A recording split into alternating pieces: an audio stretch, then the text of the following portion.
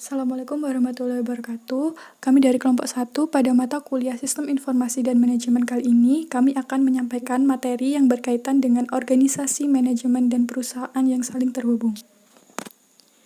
Dengan anggota kelompok 1 yang berisi Wanda Latifaha, Novi Faridatun Hasanah, Isma Rosita, dan Indana Anida Purwanti. Teman-teman, apakah kalian tahu mengapa sistem informasi manajemen menjadi topik yang paling menarik dalam bisnis? Ya, betul. Karena terjadi perubahan yang terus-menerus dalam teknologi, manajemen penggunaan teknologi yang berdampak pada keberhasilan bisnis. Banyaknya bisnis baru serta industri baru membuat bisnis yang lama akan semakin menurun. Nah, apakah kalian tahu juga bahwa mereka yang sukses adalah mereka yang mampu belajar bagaimana penggunaan teknologi yang baru tersebut. Ada perkembangan di bidang teknologi yang saling berkaitan. Apa saja? Yaitu yang pertama, ada perkembangan platform digital mobile seperti iPhone, iPad, smartphone, Android sebagai penyedia informasi untuk pengambilan keputusan. Ya, lalu yang kedua ada pertumbuhan organisasi bisnis menggunakan big file seperti saat kita menggunakan email, traffic web, apalagi seperti konten sosial media yang memerlukan data-data yang berkapasitas besar. Lalu yang terakhir ada perkembangan cloud computing. Nah, apa nih keunggulan dari cloud computing? Yaitu kita bisa telework. Yang pertama itu telework itu seperti bekerja dari jarak yang jauh. Yang kedua ada remote work atau mengatur pekerjaan dari jarak jauh dan bisa tertribusinya pengambilan keputusan. Ini strategi sistem informasi manajemen. Yang pertama ada operasional yang memuaskan, yang kedua ada produk baru, jasa, model bisnis yang baru, dan yang ketiga ada keakraban dengan pelanggan dan pemasok konsumen, yang keempat peningkatan kualitas pengambilan keputusan, yang kelima ada keunggulan kompetitif atau meningkatkan daya saing, yang keenam yang terakhir yaitu mempertahankan eksistensi atau kelangsungan. Selanjutnya ialah gambaran sistem informasi. Sistem informasi adalah serangkaian komponen yang saling berhubungan yang mengumpulkan atau mendapatkan, memproses, menyimpan, dan mendistribusikan informasi untuk mendukung pengambilan keputusan dan pengawasan, serta membantu para manajer dan karyawan dalam menganalisis masalah. Sistem informasi berisi informasi penting mengenai orang, tempat, atau lokasi, dan hal-hal yang berkaitan dengan organisasi terkait. Bagaimana cara kerjanya? Ada 3 cara. Yang pertama ada input. Biasanya dilakukan dengan pengawasan kegiatan operasional melalui pengumpulan data. Yang kedua ada proses, yaitu analisis permasalahan dengan cara mengubah data mentah menjadi informasi. Yang ketiga ada output, menciptakan produk atau jasa, menyalurkan informasi ke pihak lain yang berkepentingan atau organisasi. Manajemen organisasi dan komponen teknologinya. Yang pertama, organisasi berisi orang, struktur, proses, bisnis, politik, dan budaya. Digunakan mengordinasi atau mengatur pekerjaan berupa aturan formal. Tak jarang di sebuah organisasi menciptakan perbedaan minat dan cara pandang. Sistem informasi muncul dari perbedaan sudut pandang, konflik, kompromi, dan persetujuan perjanjian yang merupakan bagian alami dari suatu perusahaan. Yang kedua, manajemen berusaha memahami berbagai situasi yang dihadapi perusahaan, mengambil keputusan, dan merumuskan tindakan untuk menyelesaikan permasalahan yang dihadapi organisasi. Manajer harus membuat jasa baru dan mengelola organisasi, menciptakan model kerja yang kreatif melalui pengetahuan dan informasi yang baru. Yang terakhir ialah komponen teknologi. Teknologi berkisar pada uraian tentang teknologi manajemen data dan teknologi telekomunikasi dan jaringan. Teknologi manajemen data mencakup pengorganisasian data. Mencakup yang pertama pengorganisasian data ke dalam berkas atau file, pangkalan data atau database.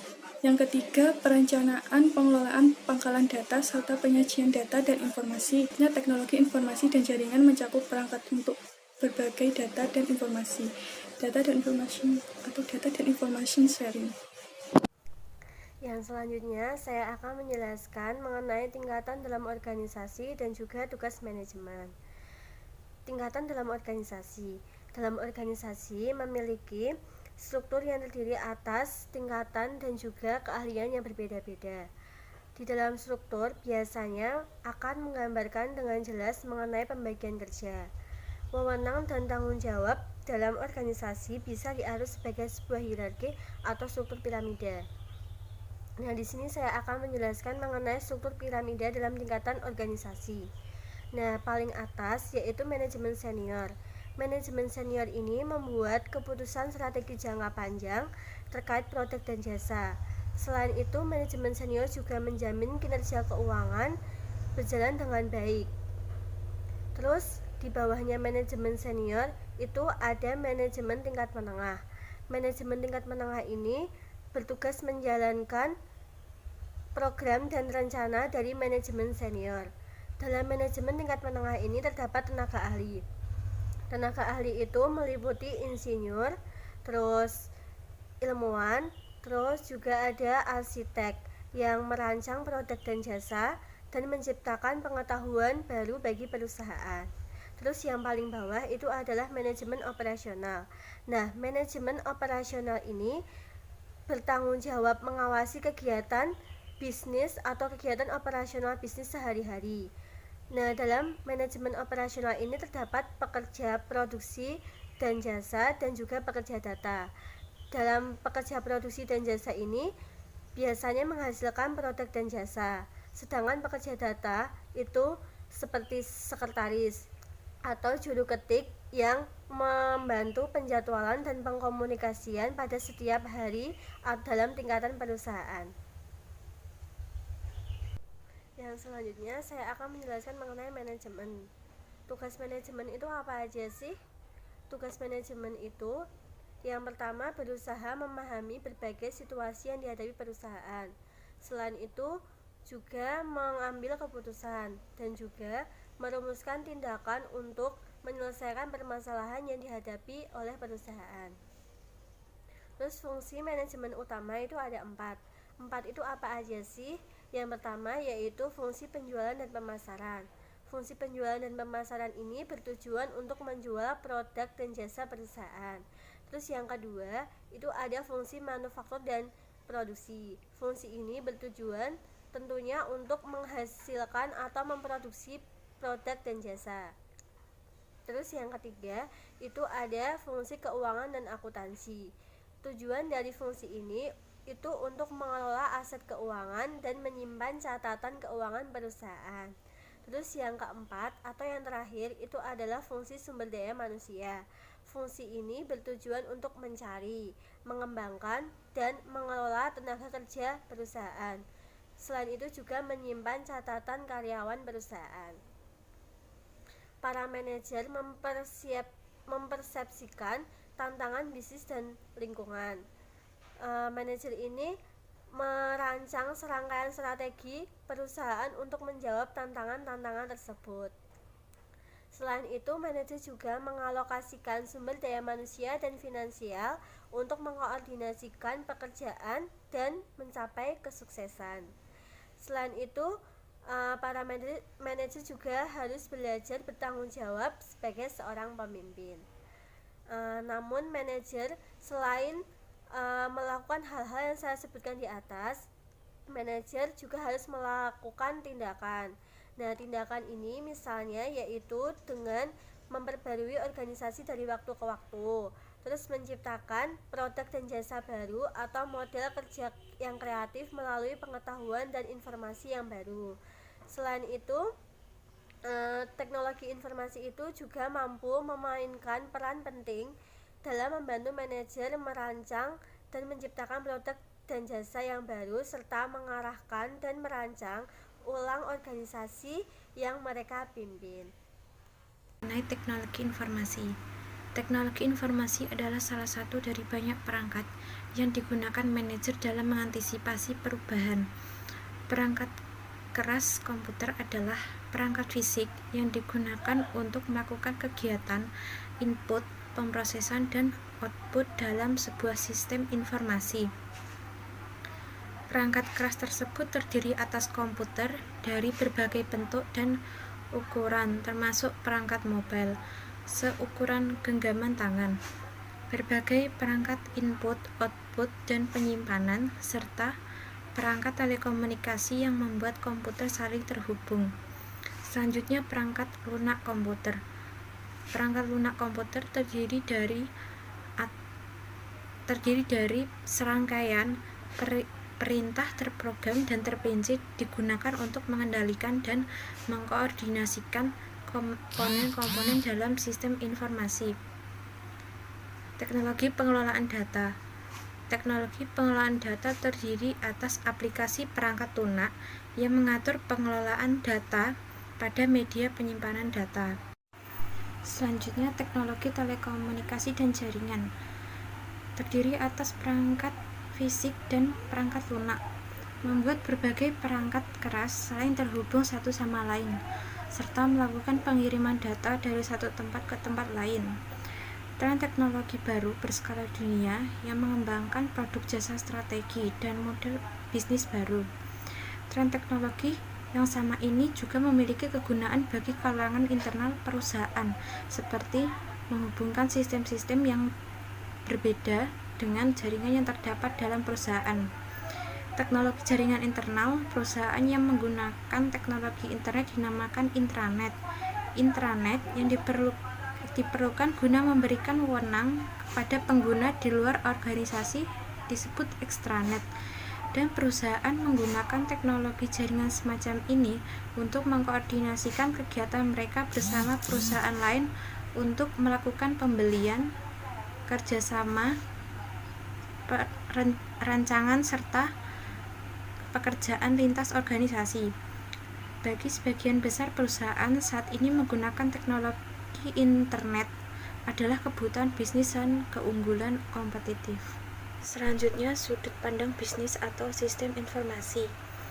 Manajer dan organisasi bisnis berinvestasi pada teknologi dan sistem informasi karena memberikan nilai ekonomis yang nyata pada bisnis mereka.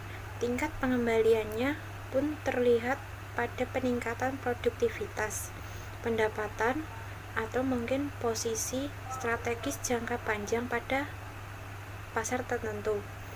Dilihat dari sudut pandang bisnis, sistem informasi merupakan instrumen penting dalam penciptaan nilai suatu organisasi. Sistem informasi memungkinkan perusahaan dalam meningkatkan pendapatannya atau menekan biaya dengan menyediakan informasi yang membantu manajer dalam proses pengembalian keputusan yang lebih baik atau memperbaiki kegiatan proses bisnis. Dari sudut pandang bisnis, sistem informasi merupakan bagian dari rangkaian aktivitas dalam memberikan nilai tambah dalam perolehan informasi dan pendistribusian informasi yang digunakan manajer dalam meningkatkan kualitas pengambilan keputusan, memperbaiki kinerja organisasi, dan yang terpenting adalah meningkatkan keuntungan perusahaan. Apa itu aset komplementer? Aset komplementer adalah aset-aset yang diperlukan untuk memperoleh nilai dari investasi utama.